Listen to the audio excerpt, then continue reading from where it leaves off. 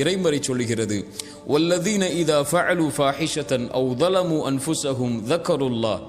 ஒரு அடியான் நல்லவராக வாழ்வான், அவன் ஒரு நாள் மானக்கேடான செயலை செய்வான் அல்லது அநீதம் செய்வான் தனக்குத்தானே.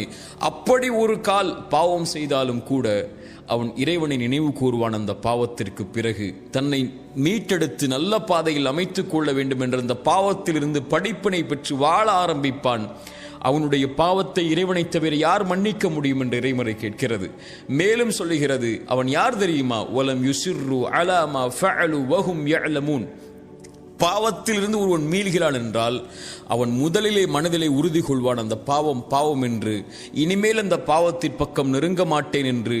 ஒருபோதும் அறிந்த நிலையில் அதே பாவத்தை மீண்டும் அவன் தொடர மாட்டான். இப்படி நற்பாதையில் இருக்கக்கூடிய எவரும் கடந்த கால பாவத்தை குறித்து கவலையடைய வேண்டிய அவசியமில்லை. ஏனென்றால் அவர் செய்த பாவமே அவருடைய வாழ்வில் இல்லை முன்னால்.